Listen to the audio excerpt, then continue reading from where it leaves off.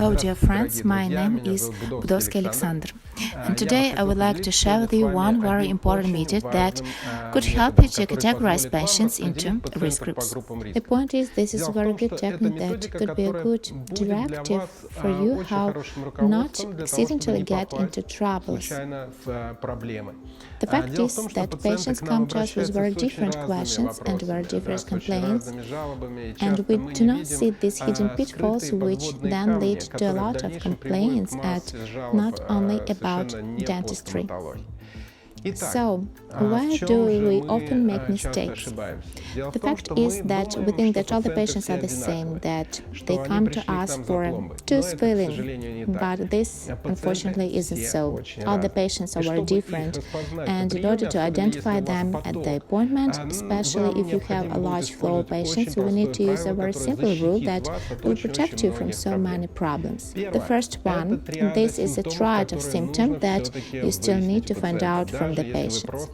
Even if you just fill the teeth and do nothing else, the fact is that even a small intervention in the occlusion of patients with TMD can lead to a lot of complaints related to completely different organs.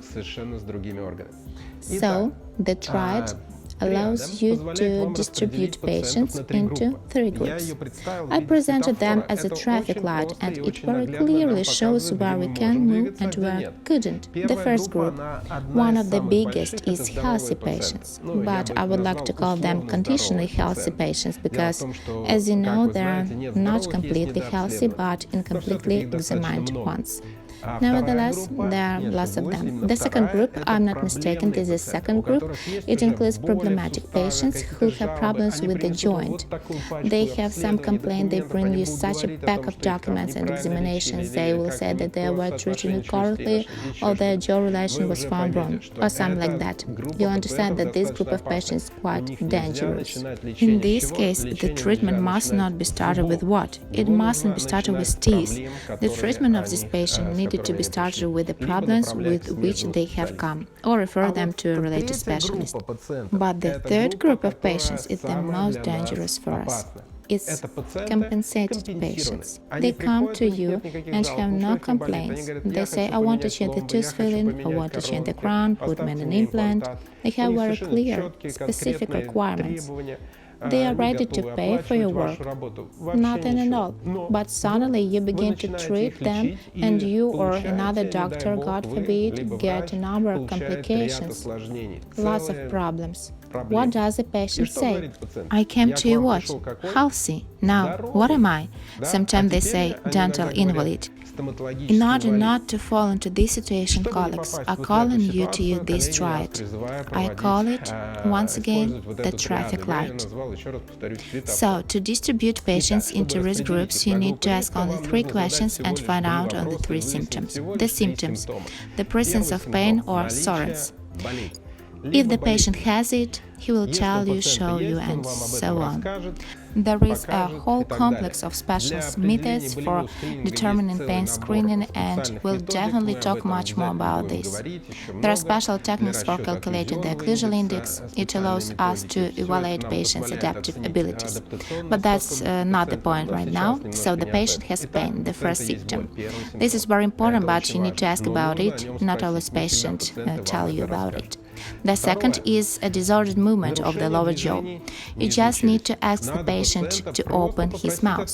The opening could be restricted. You see, I'm talking now, but I'm not opening my mouth too much. You cannot understand, have I a restriction of the jaw's opening or not? Ask me to open my mouth wide. I open, and then what can we see? Is there a deviation of the movement of the lower jaw? It can be deflection when the jaw doesn't return to its initial place, and deviation when the jaw moves and returns to its initial place. All this is evaluation of the displacement of the lower jaw. You will have a second symptom. The third symptom is what? Just listen. Does the patient have a click, a crunch? Often they always tell us about it themselves, but we do not always pay attention to it. They say, Doctor, I eat borscht and I have a very strong click in the jaw and cure me. Colleagues, stop. If this one symptom from the triad, then treatment is not indicated. If there are 2 or more symptoms, so what? So we must begin a deeper diagnostics, and then we can determine if the patient has problems. What are they, and to begin treatment, first of all, with what the patient needs this treatment. And then, when the complication occurs, you have no need to make excuses and to say, yes, look, here, you have problems in the joint.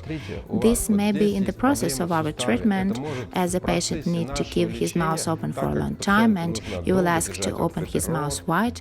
This may confront the patient with decompensation. But what are you doing? You show it before your interventions. You say that it can develop. You are warning the patient. If you started the treatment and the process has already begun, some pain has appeared. You begin to make excuses. Even if we understand that the process is old, many years, the patient will still associate, unfortunately, the development of these problems with what? With your intervention. Therefore, dear colleagues, I very convincingly ask you for individually approach for patient, and at least at the appointment use this simple triad of symptoms. Even if you are not a dentist, periodically neurologists handle this issue. You can simply ask your patient at the appointment to open his mouth, see if there is a bias or not, is there any pain, so then connect the dentist to your work. So, colleagues, more deeply and with details, we will analyze this topic better in the process of our work, the process of creating our videos. Thus, subscribe, we will be glad to ask your questions if something bothers you or you have some comments, we'll be glad. Like it, and see you soon. Thanks.